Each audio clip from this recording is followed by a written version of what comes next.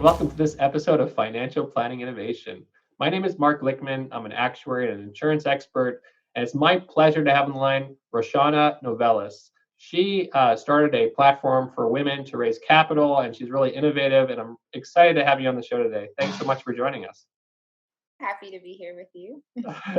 So I want to hear a little bit about your background and how you kind of came to being creating this platform. Sure. So I'm originally from San Diego, California.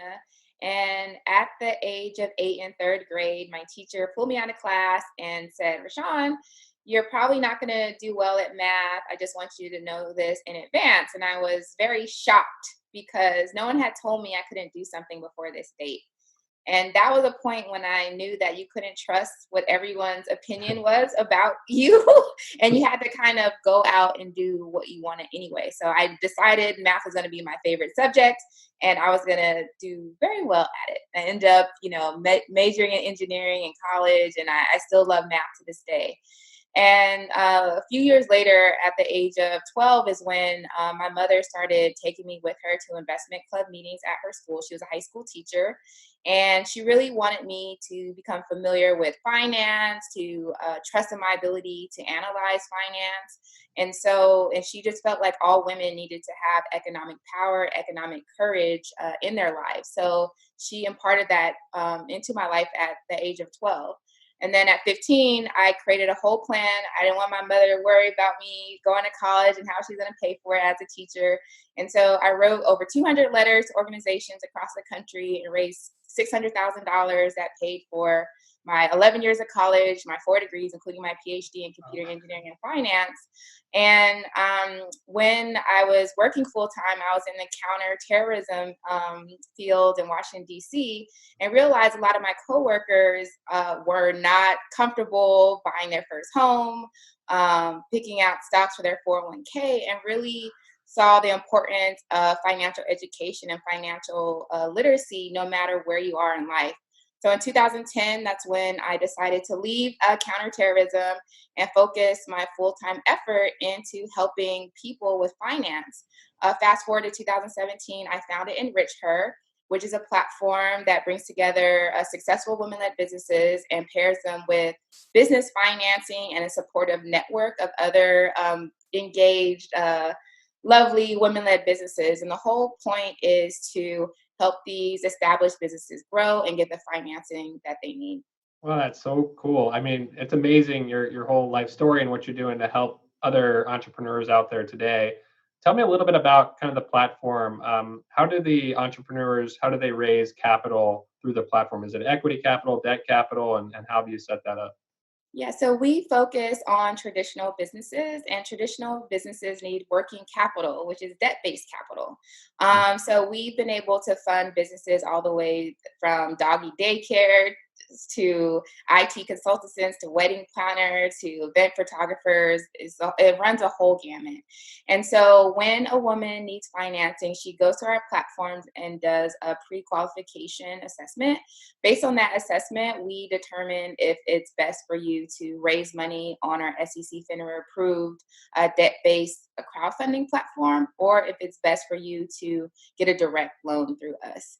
So if you want to crowdfund your platform, you have to, prepare the campaign and do a lot of the similar work that you would have to do for a donation-based platform.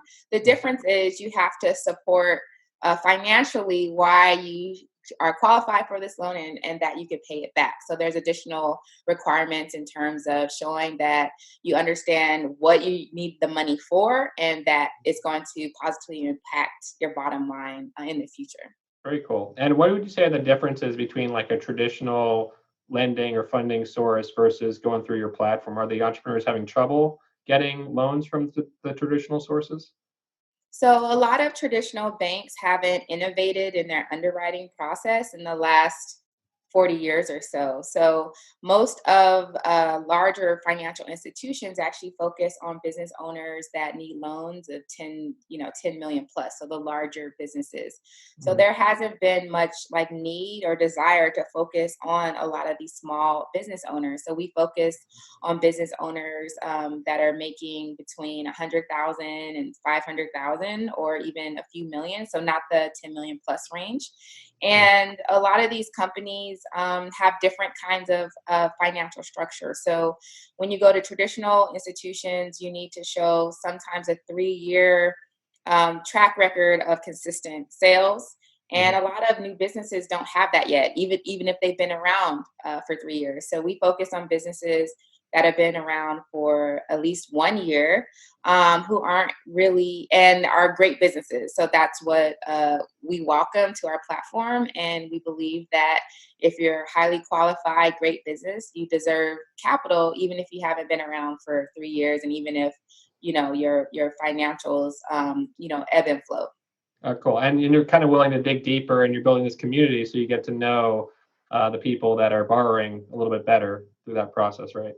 Yeah, so it's our hypothesis that if you have more connections with people, that your borrowers are less likely to default, and you're more likely to figure out ways that you can further support that business, whether it be through advertising for them or promoting their company, or pairing them with some kind of resources that they might need to grow. So through our community, that's what we are doing. Very cool. And it's called EnrichHER, and I know there's a focus on female-led businesses.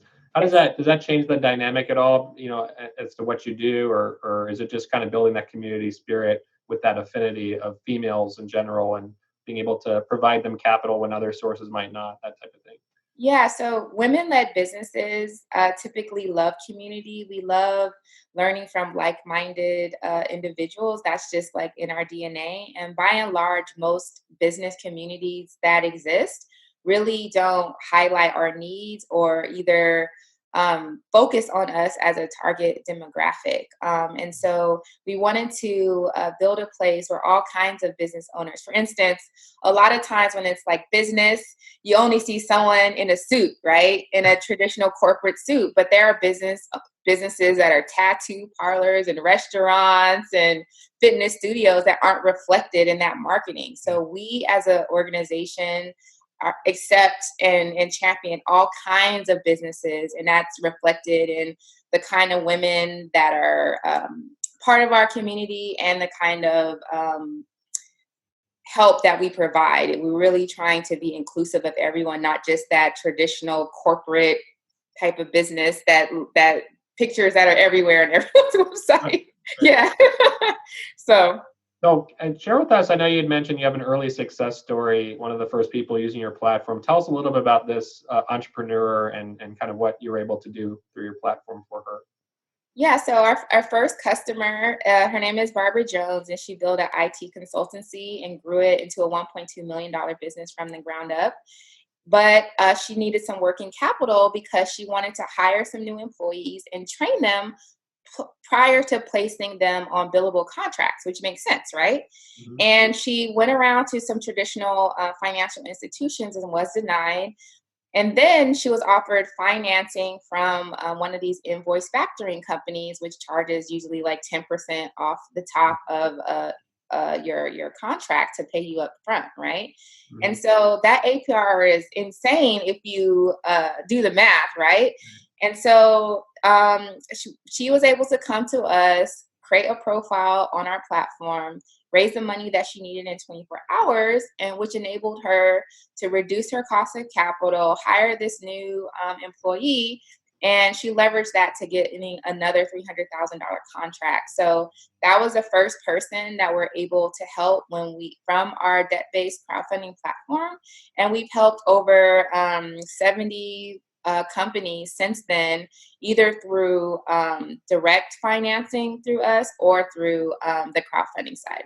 Yeah, that's so cool. And we're going through this period with the COVID, right, with the virus, where businesses, especially small businesses, are being disrupted because they're having to close shop, at least temporarily, hopefully not for too long.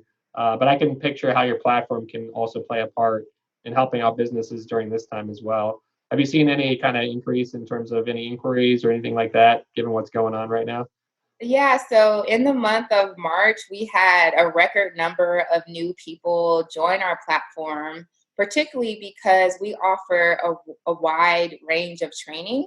And for savvy business owners, what you really want to do when times change like this is focus on your financial model and figure out like the most effective way to generate revenue for your company and what kind of costs that you can reduce, right? So it's Right. really important to stay on top of your finances. And basically, all of our financial classes have been at 100% capacity recently. So people really want to make sure that they're making, strategic decisions for their business. And now more than ever, if you want to survive, you can't just put your head in the sand. You have to say, hey, let me figure out a plan based on math Right. to see how I can, sustain and grow.